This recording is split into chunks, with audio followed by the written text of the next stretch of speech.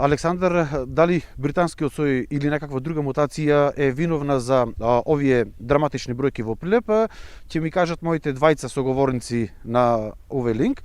Тоа се Драгица Николовска, директорка на Центарот за јавно здравје во Прилеп, и Драган Богоевски, директор на Општата болница во Прилеп. Ќе започнеме со господјата Николовска. Овие денови имаме драматично покачување на бројот на новозаразени случаи со COVID-19 во Прилеп. Само во текот на вчерашниот ден имавме 5 починати, од 16 вкупно на ниво на држава, а во текот на минатата недела скоро секој ден имавме нови случаи од 40 до 50 дневно. На што се должи ова рапидно зголемување на бројот? Затоа што Прилеп после Скопје втор град во Македонија, кој рачунаме по глава на жител, можеби и прв на ниво на држава. Ако се земи во предвид дека британскиот сој е присутен со 50% од вкупниот број на потврдени случаи, а и кога знаеме дека тој е многу позаразен, се очекува и изголемување на бројот на позитивни случаи и очекуваме за брзо време британскиот сој да стане доминантен. Во моментот имаме 483 потврдени случаи на COVID-19 и 253 починати од COVID-19. Од почетокот на пандемијата таа вкупна бројка е 5111 и 253 починати. Освен британскиот сој на COVID-19, дали имаме и друга причина за ваквата зголемена бројка на новозаразени во Прилеп? Дали при епидемиолошките анкети кои што се прават, граѓаните можеби ги кријат контактите или пак реално ги кажуваат? Со оглед дека прва причина и главна е британскиот сој е многу позаразен, исто така кријањето на контактите е голем проблем за епидемиолозите и секако дека непочитување на мерките на граѓаните придонесува за ваква зголемена бројка во Прилеп.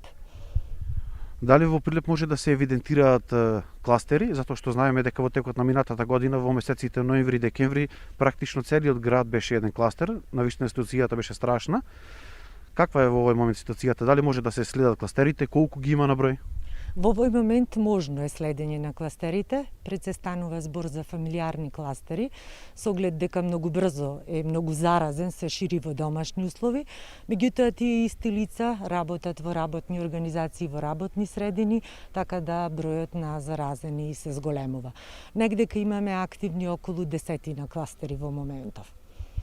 Како што кажавте, најчесто доаѓаат од семејни дружби, дали и во работните организации почнуваат да се појават кластери, односно во компаниите?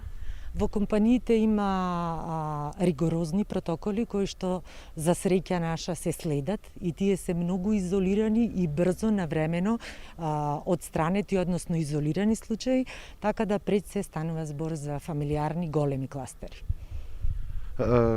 Која е вашата порака како Центар за јавно здравје до граѓаните, затоа што навистина бројките рапидно растат во градот под мрковите кули?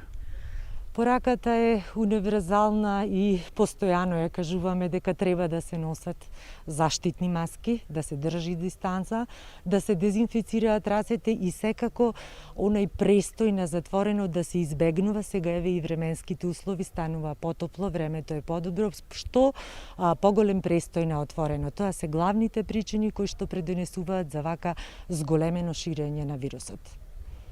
Господин Николовска, ви благодарам. Господине Богоевски, како што кажавме дека освен зголемениот број на нови случаи со COVID-19, исто така се зголемува и бројот на хоспитализирани граѓани во Општата болница Борка Талевски тука во Прилеп. Каков е нивниот број и во каква состојба во овој момент тие се наоѓаат? Да.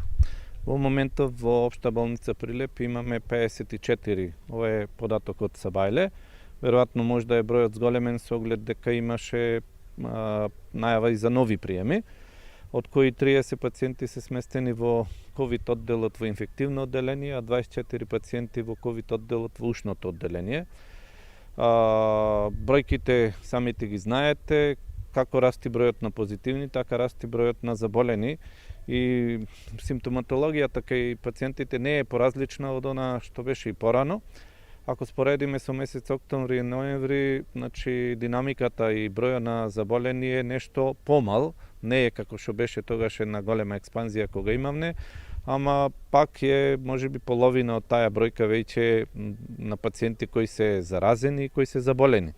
Со оглед дека расти бројот на пациенти кои имаат потреба од болничко лекување, Од денеска се прошири, се активира одделот во интерното одделение, кај што ќе се почнува да се сместуваат пациенти болни од COVID. Сакам да кажам дека симптоматологијата не е поразлична на овој вид, сега пошто има британски сој, во однос на претходниот и клиничките слика скоро е идентична на нештото. Голем број од овие пациенти кои сега се на лекување се со потешка клиничка слика, со ниска сатурација и со кислородна поддршка. Отприлика околу 70% од пациентите кои се примени се со кислородна поддршка. Исто така има големи забелешки во однос на смртноста. Зошто докава смртноста? Па смртноста зависи од бројот на заболени. Значи бројката ние ги имаме, например, детектирано дека имаме околу 50-60 во дено. Рачунајте дека голем број на пациенти кои не се пријавиле да се регистрираат. И бројката на заболени може би е фазла, може би е 100 во текот на еден ден, од кои не се тестирани. И бројот на смртните случаи зависи од бројот на заболени. И така да споредбено, например, со Битола, кај што има 5, 10, 15, ние имаме 50-60 пациенти во дено. А тоа што вчера беа пријавени 5 случаи, тоа е затоа што имаше акумулација од саботата и во неделата на починати пациенти, затоа е така наеднаш бројката излегува 5, бидејќи во саботата не беа пријавени тие случаи. Рековте дека стартуваат повторно оние така наречени ковид оддели, Увоно Сигрло е преадаптирано за ковид центар, сега еден дел од интерното одделение. Како полека да се враќа таа слика што имаме страшна во текот на ноември и декември минатата година, тогаш болницата не само Прилепската, него и буквално сите медицински установи во Македонија кубуреа со персонал. Што доколку се случи еден таков трend, односно дојде нов трет бран на пандемијата, како ќе се снајдеме во однос на кадарот? Во овој момент ние успеваме да се снајдеме со кадарот, со ротација и со ангажирање со договор на дело на сестри и болничари нови. Во овој момент на овие потреби успеваме да одговориме со персонал соодветно. Може би подобра ситуација ние што сега од здравствениот персонал немаме болни кои се отсуствуваат, така да успеваме да ги покриеме потребите за сите три оддели сега кои ќе функционираат. Исто така да напоменам дека имаме околу 40 до 50 пациенти кои се лекуваат во дневна болница во инфективното одделение. Таму исто така од утре најверојатно ќе почне да работи уште еден дел за дневна болница, бидејќи бројката од 40 пациенти е многу голема, обемна, за да може да одговорат на нивните барања во делот од дневната болница во инфективно одделение која во моментов функционира.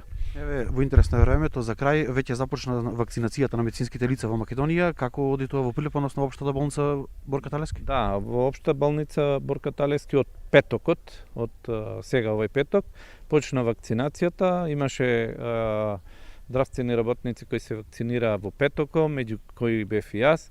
Потоа во саботата, денеска е поголема група појдена за вакцинација. И утре исто така ќе биде една поголема група за вакцинација.